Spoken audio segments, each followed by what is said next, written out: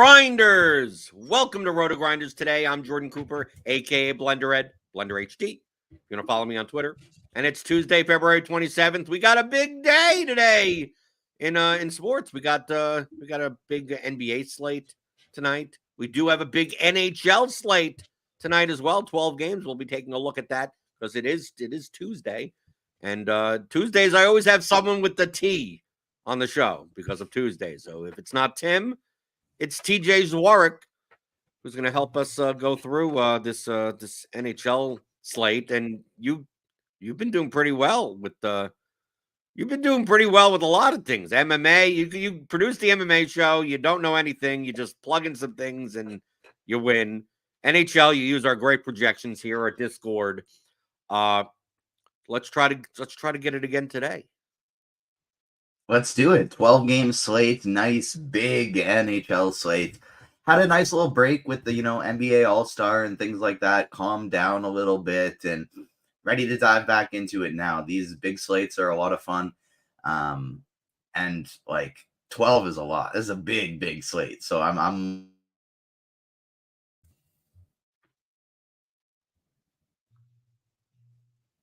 TJ, you back? Yeah, did I disappear? Yeah, you disappeared for a second, but whatever. Okay, it's a big pause. I'm excited to dive into the slate. Okay, so 12 games. I'm a fan of the bigger slates. You're a fan of the smaller slates. We have a lot to choose from today, and I'm not exactly sure what the chalk necessarily will be.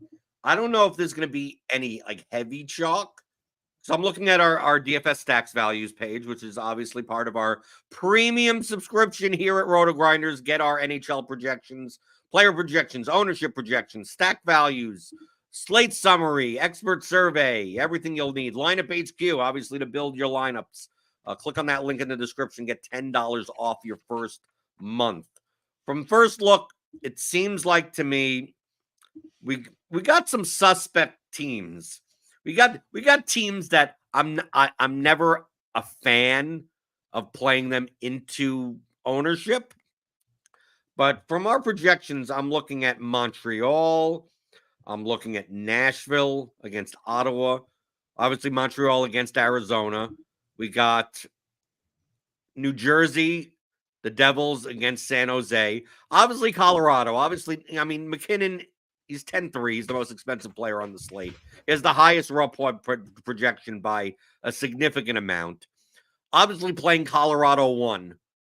Is always in play. Just you're paying through the nose for McKinnon and Rantanen and Makar and guys like that. And especially on a 12-game slate, even if the Avalanche go out and score a bunch of goals and McKinnon has 30 fantasy points, there are a lot of ways that you could build a lineup that does better than that.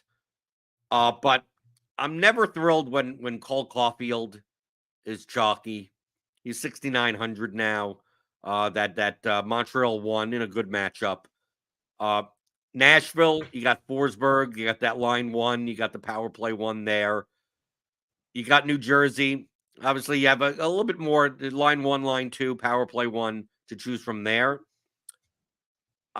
These are also teams that, they project well. I say this on a lot of NHL shows, but they're not the most trustworthy. These aren't the best teams. They just happen to have the best matchups. While we have teams more like Toronto and Florida and Los Angeles and Vancouver or something, maybe a little bit higher ceiling, but a little bit worse matchup. So, what are your overall thoughts? What teams are you looking at? Are you looking at these? Because I would say chalky teams, but I really don't even think I don't think even these Montreal, Nashville Devils. I don't think they're going to be I don't think there's going to be a 20% owned line. There may not even be a 15% owned line. So I'm not exactly sure if I'm looking to avoid chalky suspect spots. I may still be willing to play one of these three teams. Yeah, I don't think there's any need to heavily avoid it. This is such a spread. Like, not only is it so big, which will limit ownership, but it's so spread out. Like, there's not a single team that really stands out as like, this is by far the best spot. I think my favorite would probably be Nashville. Ottawa is just always playing in some heavy scoring games. Sometimes their goalie puts up a great performance, but usually their games end like 5-4. They're one of the worst teams in the league giving up opponents' goals, and Nashville has such nice correlation with that power play one. You can do the whole first line with Josie, who is probably the best defenseman to play in all of fantasy hockey. So I like Nashville. One is probably my priority.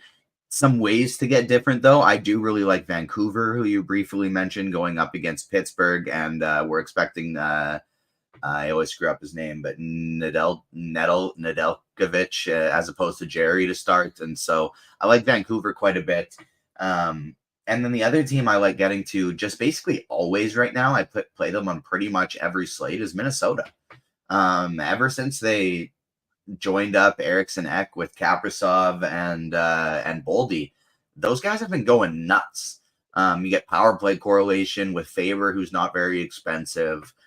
Or you can just play the first line together. And like, those guys have been going off. You can get Zuccarello as a fourth piece for pretty cheap if you want it. Or if you only want to do a 2-man stack with them, something like a Zuccarello and Faber works too. So this is a team that I'm a little bit more inclined to do that. Carolina is one of those teams that I just, on a 12-game slate, I probably don't want to play teams against Carolina. But you're right on I mean, from a ceiling perspective, I think Minnesota's fine. I mean, to me, there's a difference between like value and ceiling. So like from a value standpoint, we have some like cheaper pieces. Like we take a look at New Jersey. Like the best part about Montreal and Nashville is that you pretty much know where to go, right? Montreal, if you're gonna play the Canadiens, you're playing Suzuki, Caulfield, Slavkovsky, Matheson, maybe Newhook. Like, you play the power play one guys, and it's a 12-game slate. I'm not screwing around with with Gallagher and line 4 guys. I'm just not screwing around with those guys. But New Jersey, obviously, they're the biggest favorites on the slate, facing obviously one of the worst teams in the league, San Jose. The issue that I have with the Devils is that the number one value line that has at least a double-digit average projection is line 2, which is Hughes, Toffoli, and Mercer. But I mean, I tend to play Nico Hischier more often than I do play Jack Hughes.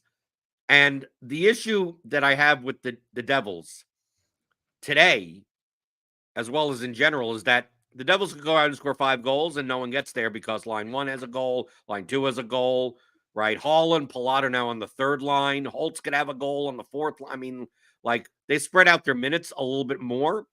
And secondly, remember, I only play NHL on pretty much Tuesdays and Thursdays. Jack Hughes is now listed as a center on DraftKings. And, like, to play Hischier and Hughes together, like, you're filling up both of your center spots, and it makes lineup construction a little bit more difficult fitting in another line elsewhere. So that's where you do, though. That's where you do that Faber Zuccarello mini sack. Well, what I'm saying is that I think if I play the Devil, if I play a 2-center line with the Devils, like I think I'm much more likely, if I'm going to play Hughes and Hischier together, like, I'm more likely to just play 5 Devils. To just like not play a second full line correlation, play 2-mans, 1-offs and something, and play Hischier, Bratt, Hughes, Toffoli, Mercer, or something like that. Right? Get all these wingers in, maybe even throw in like a Luke Hughes or a Nemec or something like that, and then just hope that the Devils go out and score 6-7 goals against the Sharks. But another thing on the other side, I'm not opposed to playing the Sharks. No, the Sharks are rating out right now as the number 1 value in the DraftKings stack value rankings. And so I probably wouldn't go 5 Devils on a slate this big, I hear you for sure, but I would probably cut it at 4 and then do Heischer, Bratt, Hughes, Toffoli, all the guys on the power play 1. Those 4 there. It's expensive, but then you start pairing them with some value guys from this other team on the other side. You play Thrun, who's one of the best values on the slate. Apologies if I'm saying his name wrong. You pair him with Duclair and you pair him with Zetterlund, and you're filling up your 2 center spots, so you have just the 1 wing and the utility available. Use them with Duclair and Zetterlund. You have Thrun there to save some salary. And just turn this into a little game stack. I don't mind San Jose quite a bit. I'm not going to full stack San Jose, unless like maybe I found a lineup that fit well. I could play, McKinnon and Rantanen with a full stack of San Jose. Then maybe you consider it. But like Thrun specifically, you got a guy who's going to play a bunch of minutes on a power play 1, and he's 2,600. He's going to be probably the top value play on the slate. And then even their second line right now, like Kunin's on it on the power play 2, and he's projected okay at 2,700 as a one-off. If you're going to stack a third line on an ugly slate because you're full stacking Colorado, you can do worse than getting guys like LeBlanc and Barabanov together who are going to play on a power play. And like if they each get you an assist, all of a sudden you're cooking, even though it's a 12-game slate. Right. I you know me, on a 12-game slate, I don't screw around with those lines. Shorter slate, 3-game slate, yeah, you're fine. The thing is with San Jose sucks, but like New Jersey's goalkeeping and defense is great. Is not great. Right. That's kind of the point. Like, yeah. Like which is one of the reasons why I like it as a game stack. Like this turning into a 6-5. Yeah. Right. I'm like, the Devils may score 5-6 goals, but they may give up 3 or 4 in the process as well. So maybe, I mean, it's a hard sell for me playing, I'm going to be playing 3 lineups tonight, and I play smaller field type of stuff. It's hard for me to say, okay, I'm going to take one of the biggest underdogs on the slate and play 3 guys and play power play 1 from them. But I think if you are going to pay up for a McKinnon, I mean, I don't think that's that bad of a choice to take San Jose. I think personally, I'd rather, if I'm spending up on an expensive line from another team, I'd much rather take San Jose power play 1 than like Nashville's third line, right? Or something like that. I just tend to prioritize time on ice a lot more in small field contests. Nashville's third line, I'm telling you, they never let me down. They really never let me down. Nashville's third line is always lighting it up. I know you don't like doing it, but I'm just looking at lineup HQ right now. Like the cheapest viable goalie today, you have Luukkonen. Luukkonen is only 6,900 against Florida. And so you plug in Luukkonen with McKinnon, Rantanen, Drouin, and Makar. The first line in the power play. It's obviously super expensive to get McKinnon and Rantanen and Makar together, but with the cheap goalie and those 3, it leaves you with 2,900 per position. I actually think that's doable on this slate. You put Thrun in on defense, and all of a sudden it's 3K remaining.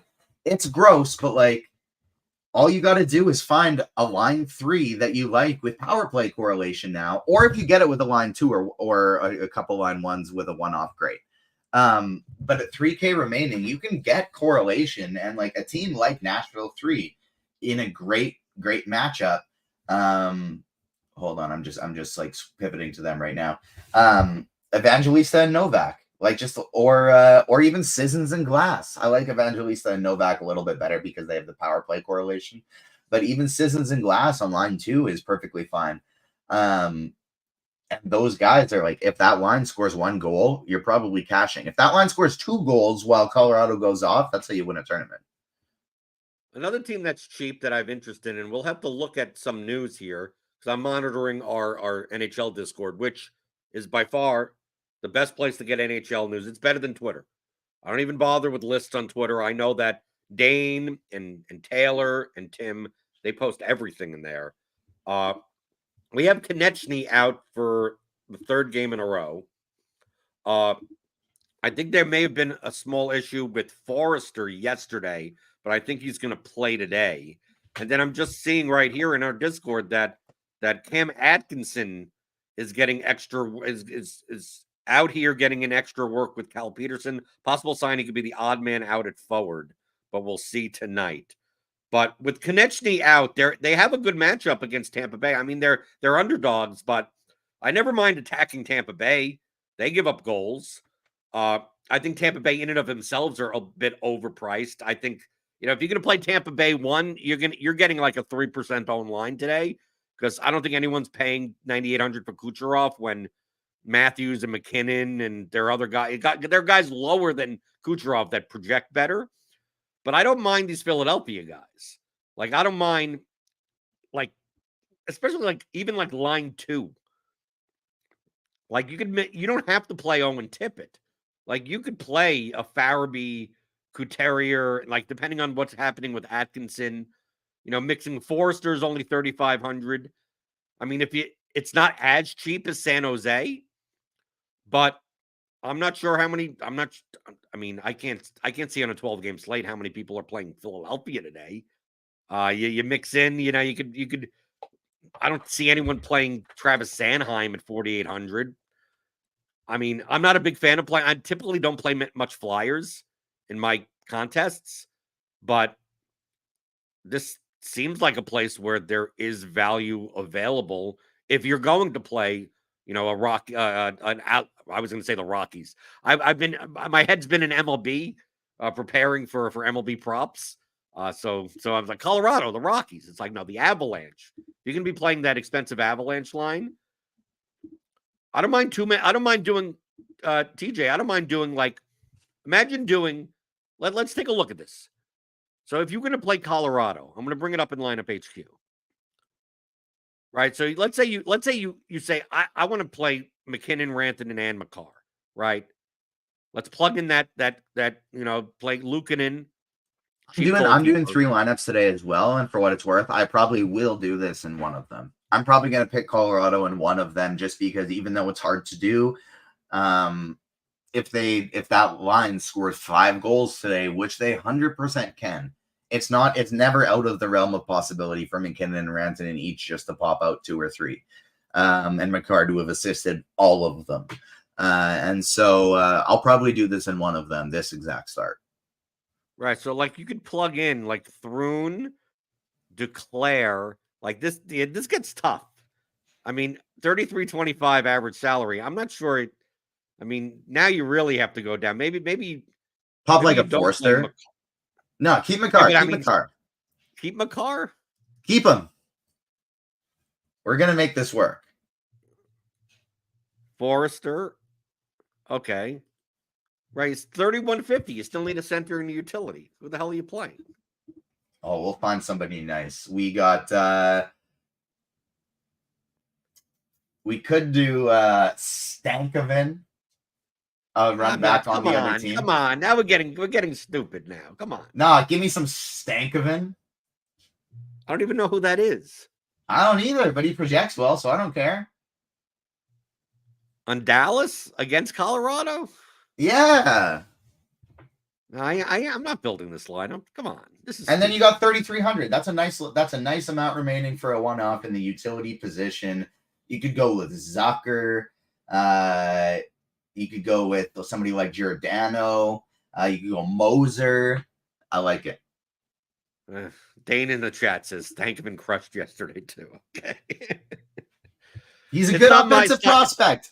He's playing on a line with Jamie Benn. He's on the power play too, and he's cheap. What's wrong with it?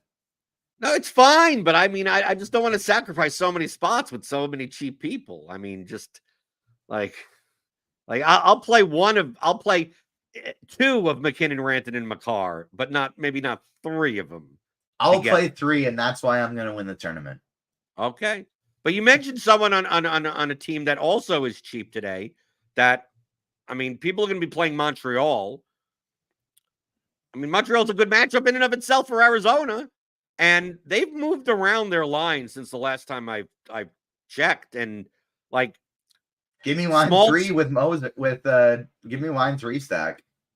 Right. Well, that's what I was looking at. It's line 3, power play 1 correlation, Or you could even play like Schmaltz as a one-off at 4,500. I'm not opposed to that. I mean, that could be a cash play. I mean, I would think that Schmaltz at 4,500 may, maybe even in your, like, if you're playing cash viable. But I mean, just realize that line 3 has like no floor. Like, no, just. I mean, like, I play Zucker one-offs a lot and get a lot of 1.5s, 12 minutes of ice time. But he could also go out and score 2 goals. So, like, I don't even think it's crazy to stack line 2 with Moser and that whole power play 2 together, because I don't know this for sure. This is something we'd have to ask Dane, but like, just by looking at this, I'd have to imagine this is not a Colorado power play 1 and 2 situation where power play 1 is playing 85% of the time. I bet you this is a 50-50 split.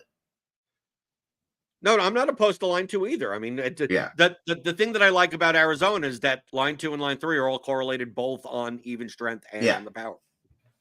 Yeah. We're also getting news that Sean Monahan is on the ice this morning for Winnipeg. Yes, and we already have him in the projections. I think how many people are playing Winnipeg today? I mean, I don't mind line 1 for ceiling, and I'm not sure how many people are. I don't know how much Connor's going to be owned today, but I will never fault anyone for playing Velarde as a one-off, because at 5,300, I mean, he has hat trick potential. I don't mind playing any. I mean, dude, I don't mind playing any team against Binnington. I don't know. Like, we're going around, and you can make a case, I think, of the 24 teams on the slate. I think you can make a legitimate case for playing a full line. Obviously, one-offs you can play on any team, right? But a full line, 3 or 4 guys for, I would say, 18 of the 24 teams. I mean, Detroit is favored over Washington. I think they're overpriced by a bit. But, I mean, playing Detroit's power play, playing their line 1, playing what? Like Washington. And Washington on the other side is against Detroit. I like Washington 1 quite a bit. Washington always projects well, and it just, like, I play Ovechkin and Carlson way more. Yeah, they've been going off recently. They also have the propensity to not go off by a large amount. Yes. Just throwing a dud and only scoring 1 goal. Anything else that you're looking at? I don't know. It is tough because, like, even like the Golden Knights, I don't even hate taking a shot on now that they've switched their lines up a little bit. As long as these stay the same, I like Carlson and Marchessault as a 2-man. But even if you want to extend it out, Amadio and Stevenson are super cheap as well with the power play 1 correlation.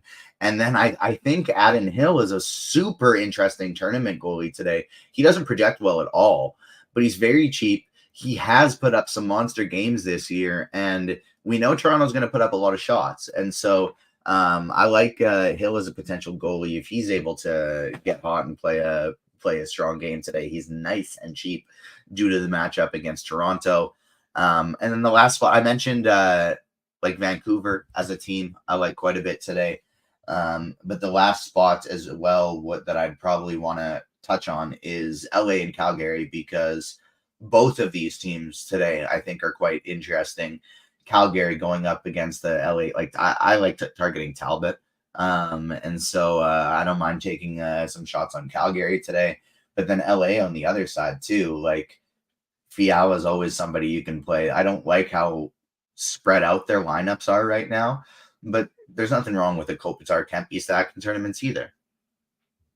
I mean, the same thing could be said for Calgary. I mean, essentially, they're playing like their top 3 lines fairly evenly. So, play Calgary, you play it in one lineup and the wrong line scores, and you're screwed.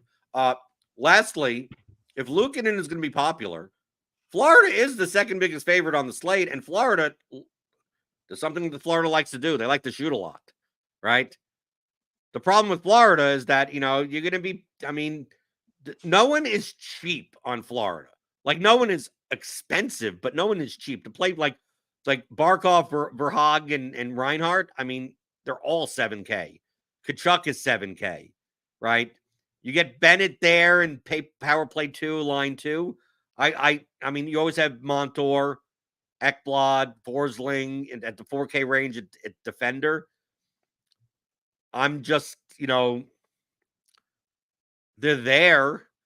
I'm not sure how popular they're going to be. Florida is going to, they're going to get ownership. They're not going to be low owned, but it's very hard to play Florida as a line. But if Luukkonen is going to get double digit ownerships at goalkeeper, I mean, I don't mind playing 2-mans. I like the idea of Montour stacking plus one of the shooters. Like I wouldn't play Barkov do it to Chuck. Montour. And Tkachuk, I think that's the one because then he still has the power play 1 correlation. He projects the best out of all of them, and he's to me my favorite one-off because you're not worried about correlating him with any of the other guys. Like if I'm playing Florida, usually what I do if they're set up like this, I'll either stack the entirety of line 1. Or I'll do that 2-man that you're talking about, and it's Tkachuk Montour. Tkachuk Montour is the 2 that I love doing there. Dane in the chat says for LA, there's some chance that Kemp is going to miss tonight. That would make things a little bit easier. I mean, I would assume that if Kemp misses, that we're going to get probably Fiala or Moore or maybe Byfield ends up swats up going there up to line 1. Yeah, it'd be my hope would be that they just shake everything up and then we get some potential power play correlation too. But that's the exact reason why that RotoGrinders Discord with Dane, with Tim, with Taylor, it's more valuable than any other like DFS tool right now. It's the reason why me and so many others are winning a ton of money this year is those line changes, the updates they're providing in there to go along with the great projections that we have. That's important information because if Kempy misses and they switch up those lines, that could be a low-owned, cheap stack in a good spot that not many people are playing today. And also the goalie notifications. Yeah. Already, I think 2 or 3 times this year, there's been, expected goalkeeper changes. We get the news, oh, this goalkeeper's leading the team out. And it's 8 minutes before game time. And it's like, everyone, you got to take out this goalkeeper for the other goalkeeper. And then everything locks and the old goalkeeper is 6% owned. Right? And you're like, okay, well, thanks for paying the rake. Right? And then what ends up happening for me is that you switch the goalkeeper and the other one scores -4. So you'd rather have the old goalkeeper in. But you can't control those types of situations. But yes, I would agree with you that if Kemp is out, this may condense some of the LA lines. And Kemp is the most expensive guy on LA. So, obviously you'll be able to get something a little bit cheaper. Especially if they start moving these guys where you get even strength and power play correlation in the same line. Now, I would say look out for that. But that game, what time is that game? That game's a little bit later, right? That's Calgary. So yeah, that's a 9:00 game. So you're gonna have. I mean, you're not gonna know. You may not know that information. I mean, hopefully we'll get some news in the afternoon. But I mean, if you plug that line in or whatever, you really. I mean, I guess worst case scenario is that you could always switch it up into like a New Jersey or San Jose. And San Jose, there's Vancouver, Pittsburgh, Dallas, Colorado. Like there's a lot of goodness in that night slate that you can basically just build a lineup there with only 9 p.m. and later games. More news coming in the chat. People that were concerned about Joel Eriksson Ek yesterday. He's on the ice for the Wild, so he's fine. He's fine for today. Everything's fine. Okay. I think that's good. First look in the morning, right? The projections get updated all the time. One thing I also like about our Discord is that we see these timestamps here on Lineup HQ, right? That tell you when the projections are updated, so you can reload it. Right, reload it right now. It should say 11:22, I believe. And you know how I know it's going to say 11:22 is because we have in our Discord, right? We got a little bot. So all of our sport channels will update you on when projections have been updated. So you're not sitting there like reloading or wondering, right? And a lot of times, especially with Dane, he posts some news and then a minute later, projections are updated. So you know that those projections were updated based on the news that he just posted. So I don't know. I sell TJ. I sell our NHL Discord like it's the best thing since sliced bread. But I don't It think is. I don't think I'm. I almost feel like I'm not selling it enough. I always say I don't understand why they leave it free, because it's it it's as valuable as anything else that I used to play NHL DFS.